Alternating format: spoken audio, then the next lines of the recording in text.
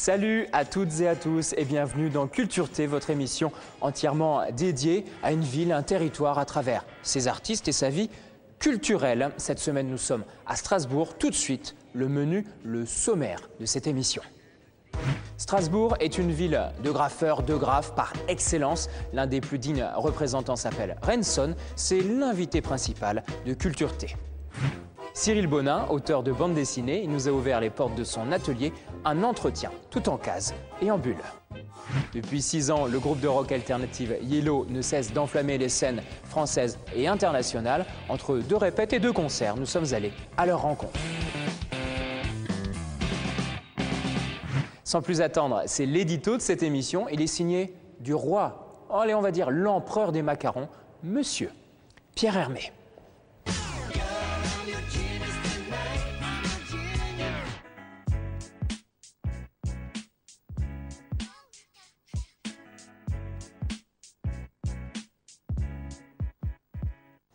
La confection au jour le jour de pâtisserie ou de chocolat ou de glace, c'est quelque chose de très un métier artisanal. Mais dans la création, il y a forcément une dimension artistique.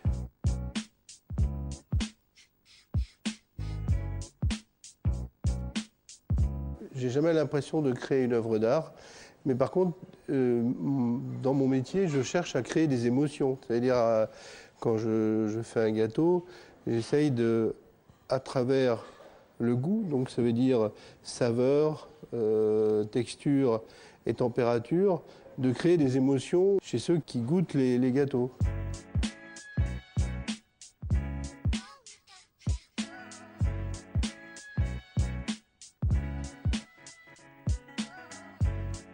J'aime bien parler d'architecture du goût, parce que effectivement, ça procède d'une forme de construction, et on dirait que peut-être la recette qui permet d'aboutir, ou les recettes, parce que c'est souvent plusieurs recettes qui permettent d'aboutir à un produit fini, c'est une forme d'écriture, donc de partition.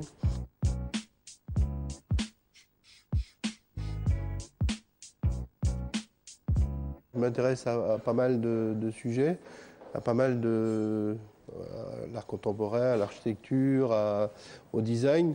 Donc forcément, tout ça cumulé, ça constitue un bagage culturel et qui forcément, à un moment donné, rejaillit d'une façon ou d'une autre. Mais on ne dira pas que c'est... Enfin, je serais prêt à dire que ce n'est pas quelque chose de conscient, c'est plutôt quelque chose de subconscient.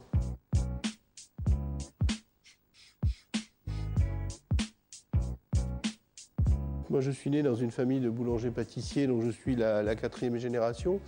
Donc, tout petit, j'étais imprégné des odeurs de pain, de kouglof, de croissants. Donc, ça, c'est des choses qui restent. Et puis, il y a forcément une culture alsacienne qui reste présente. Donc, une affection particulière pour la tarte au quetch, saupoudrée de sucre à la cannelle, des choses comme ça. Et puis, certainement plus profondément et aussi inconsciemment, plein d'autres choses. Et c'est vrai que quand je voyage à travers le monde, j'ai toujours plaisir à rencontrer un Alsacien. C'est chaque fois un bonheur. All set? Let's go. Je continue de visiter avec vous ce musée d'art contemporain de la ville de Strasbourg. Lorsqu'on dit art contemporain, en tout cas pour ma génération, on pense souvent aux graffeurs, aux graffitis. Et Strasbourg est une ville de graphes par excellence. L'un d'entre eux, Renson, est un digne représentant du graphe, pas seulement à Strasbourg, en France et bien au-delà. C'est l'invité principal de ce Cultureté.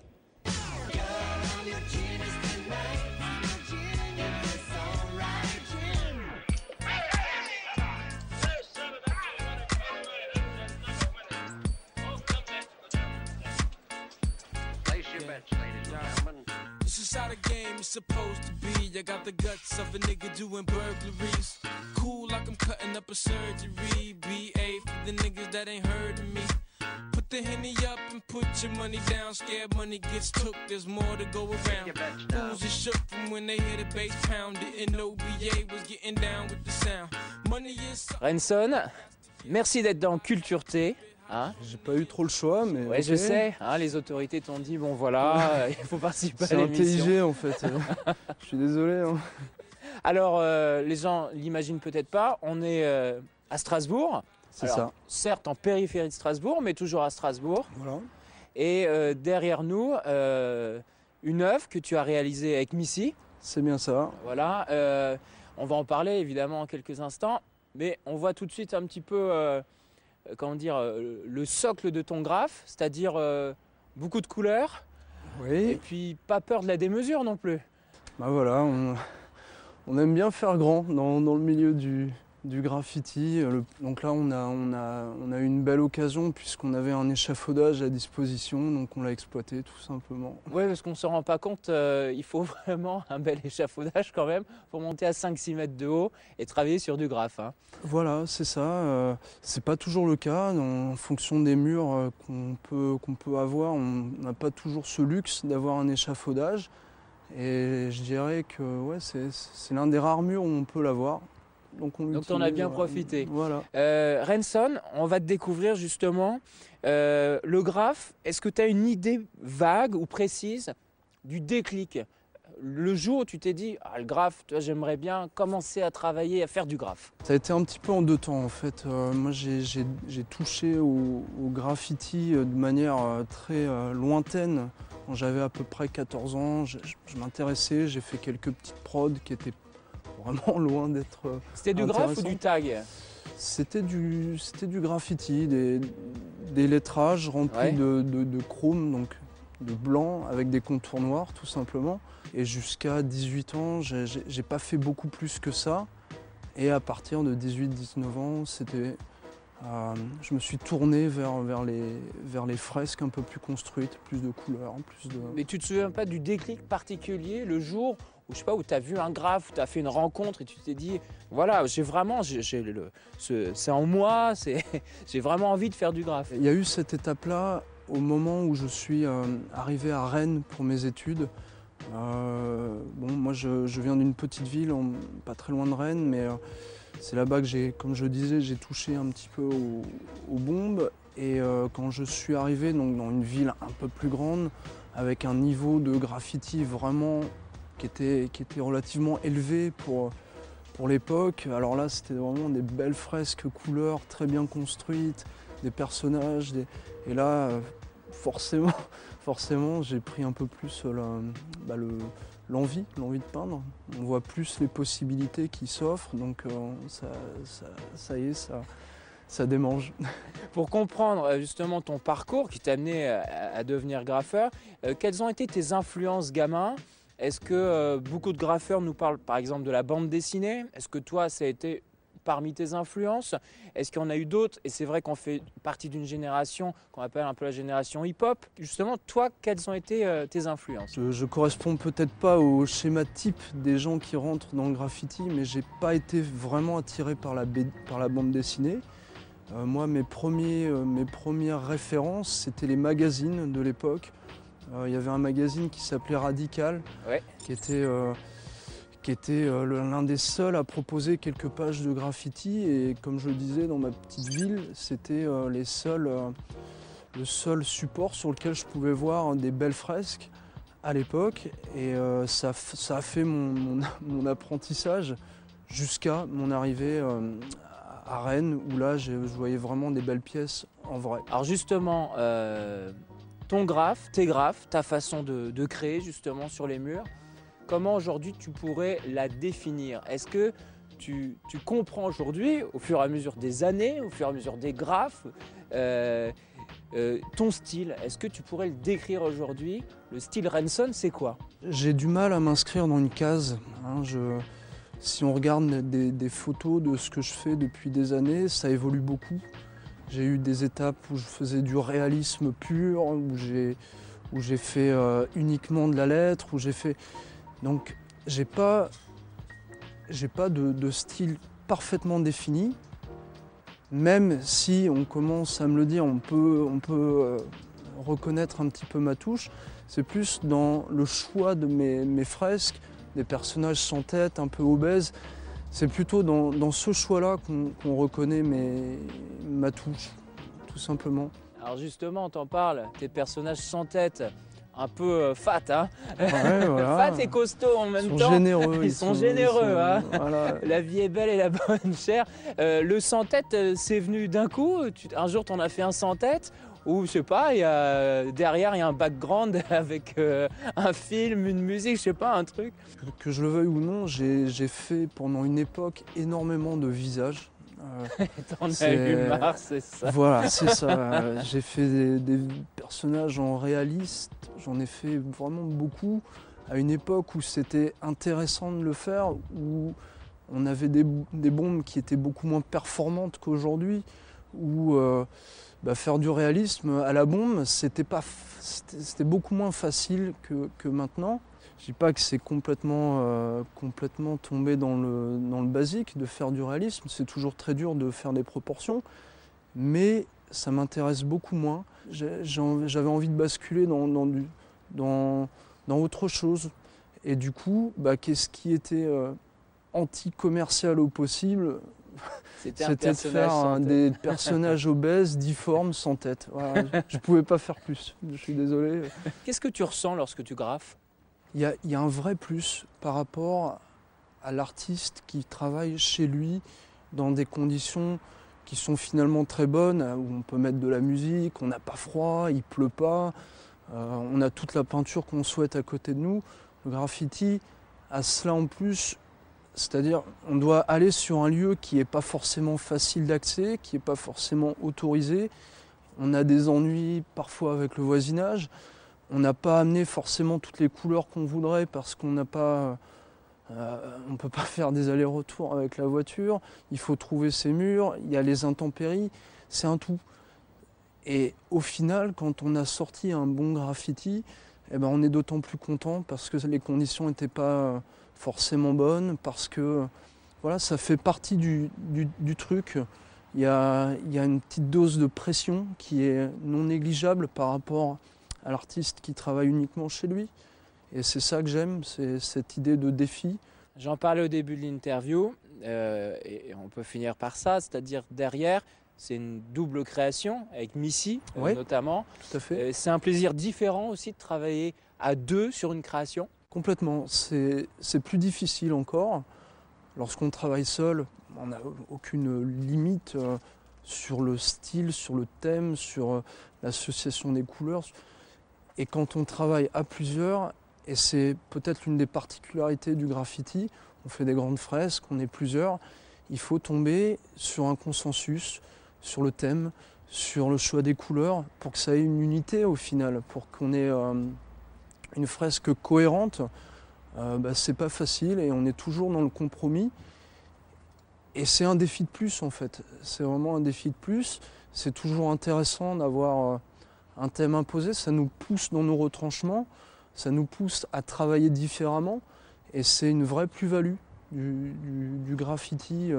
Quand je travaille avec Missy, elle a une finesse que moi je n'avais pas du tout lorsque je l'ai rencontrée. J'étais un petit peu plus dans le gros trait, dans les grosses fresques imposantes. Elle a amené un niveau de détail qui m'a poussé moi à aller plus loin dans le détail, dans les choses. Et ça, vraiment, je ne l'aurais pas eu si je n'avais pas fait de collaboration. C'est ça la plus-value de travailler en groupe en fait. Morenson, merci à toi. Merci à de vous. nous avoir accueillis ici. Merci d'être venu.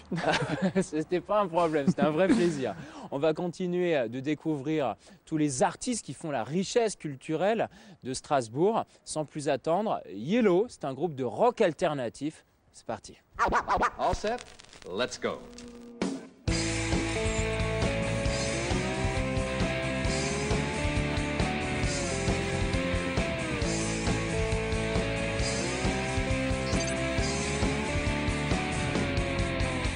Des riffs efficaces, une batterie frénétique, une basse percutante et une voix presque sépulcrale.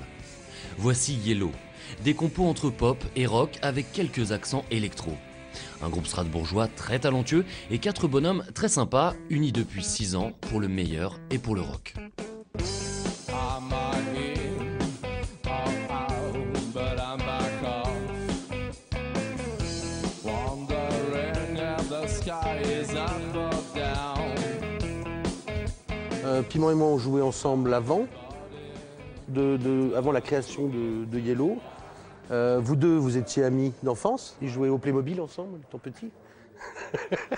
Ça c'est dit. C'est dit, c'est fait. Non, et puis voilà, et c'est comme ça que en fin de compte, c'est cette rencontre avec le basse-batterie. Et après, le travail tous ensemble. Mais il y avait des formations différentes avant.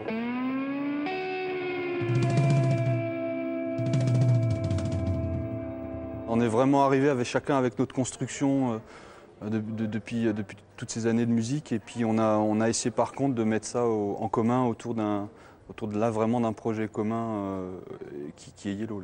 C'est ça qui va faire le son Yellow.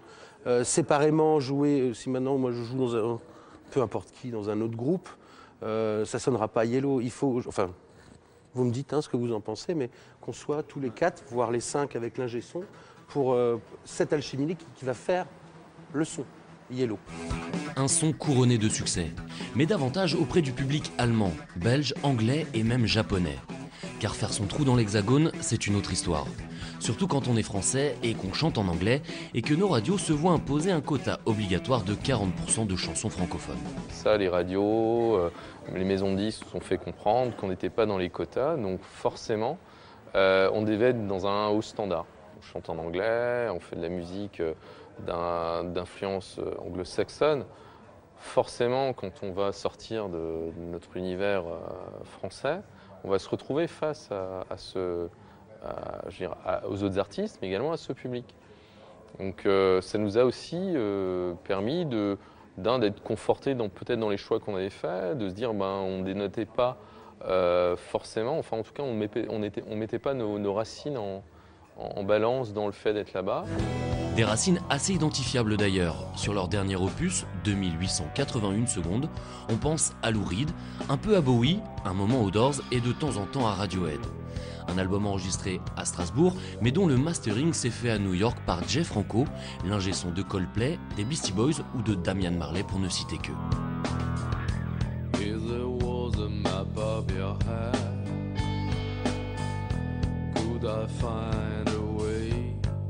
Bref, Yellow, c'est des morceaux soignés et des prods léchés. Mais Yellow, c'est aussi et surtout du live, du gros live.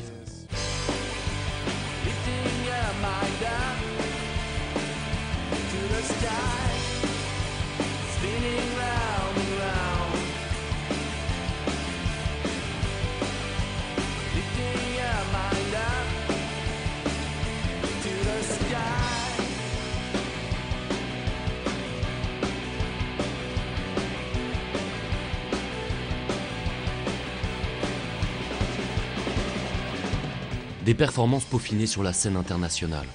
Repéré par un tourneur californien indé, le groupe s'est produit de Los Angeles à San Francisco en 2011.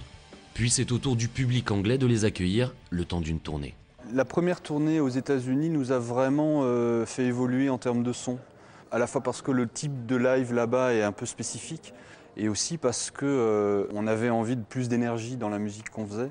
Et donc quand on est rentré, on a très rapidement évolué vers peut-être qu'on appellerait aujourd'hui plus alternatif rock que pop rock. Tout ça, c'est l'évolution qui fait qu'on cherche toujours à faire, j'allais dire mieux, mais je me demande si c'est pas quelque chose qui nous plaît encore plus.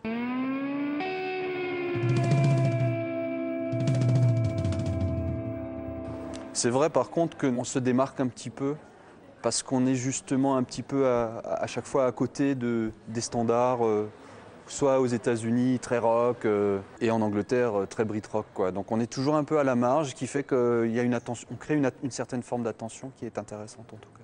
Et comme dirait Moustique, viendez en concert. Viendez en concert. Ouais. All set? Let's go.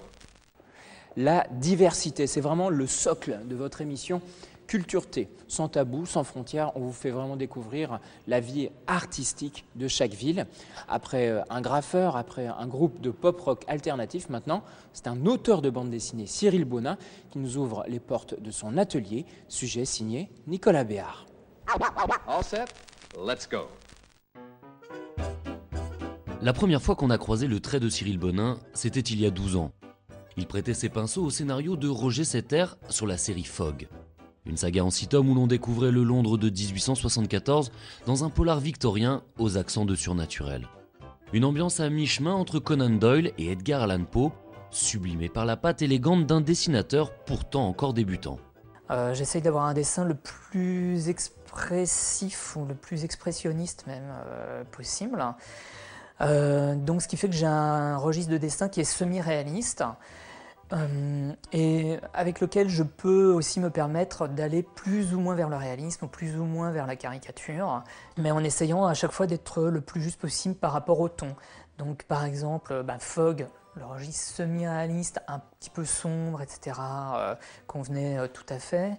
Dans ce que j'ai fait plus récemment, par exemple Chambre obscure, là c'est un registre un peu plus léger, donc de l'ordre de la comédie.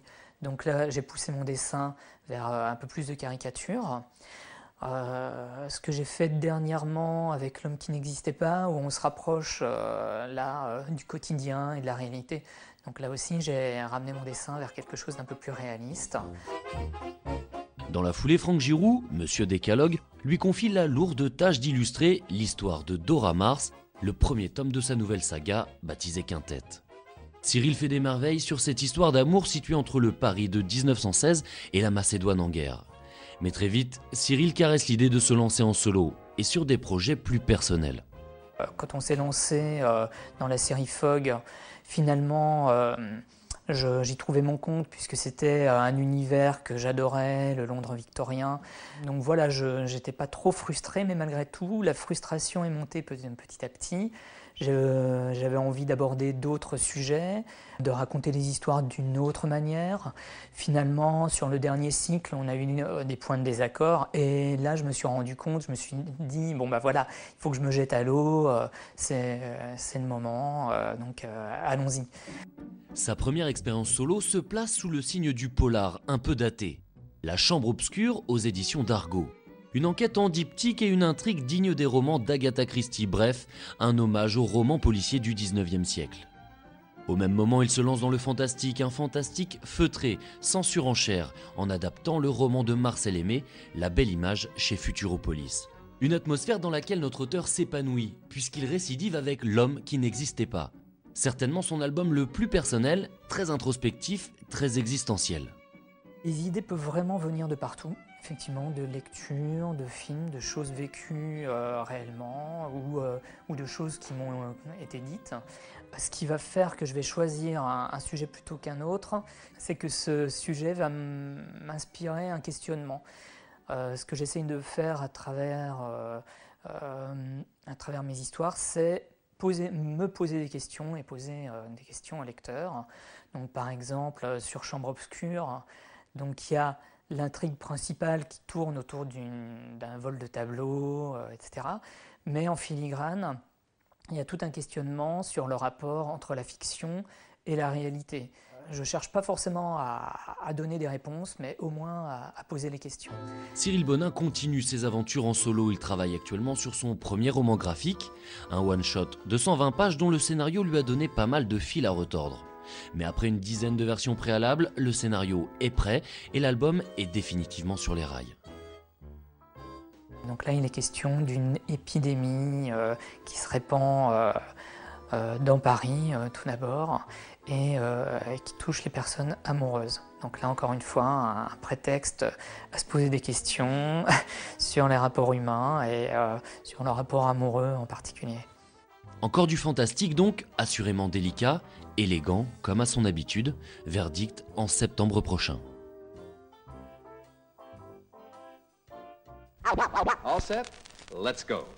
C'est désormais votre rendez-vous avec Politicard. Politicard, c'est pas compliqué. Une femme, un homme politique face à une œuvre d'art ou un lieu culturel. Aujourd'hui, c'est Fabienne Keller que l'on va rencontrer. Elle a choisi un musée de la ville de Strasbourg. C'est parti.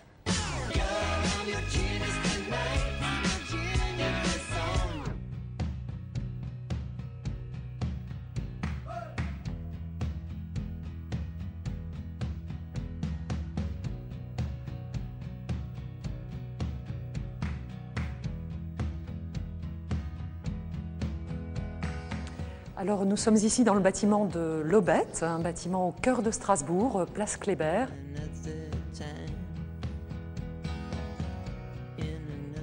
Et ces salons ont été décorés dans les années 20 par Anne Sarp et Sophie Teuber-Harp, son épouse.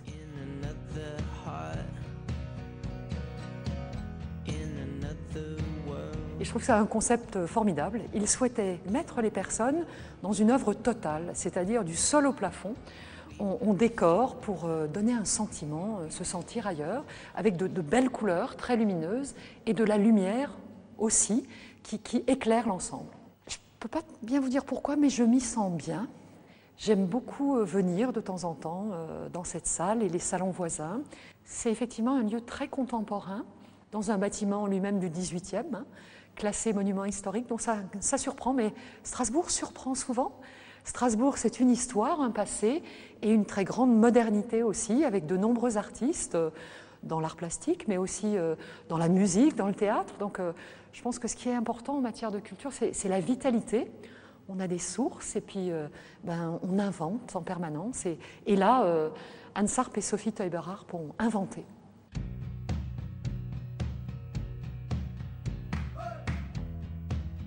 J'aime beaucoup l'opéra, par exemple, parce que je trouve que c'est un art complet. On peut s'oublier tout de suite. L'histoire, souvent, est assez facile à comprendre. Voilà. Elle est légère dans les opéras italiens, par exemple, ou dramatique dans les opéras allemands ou d'Europe centrale. Mais c'est beau, la musique, les costumes. Voilà, j'aime bien me laisser porter. J'aime bien me laisser surprendre aussi, en visitant des expos pour lesquelles je n'aurais pas forcément un intérêt particulier, mais pour me laisser transposer dans un autre univers. Je trouve que c'est un ressourcement. Et je pense qu'en politique, c'est important voilà, de puiser des énergies et des idées nouvelles souvent.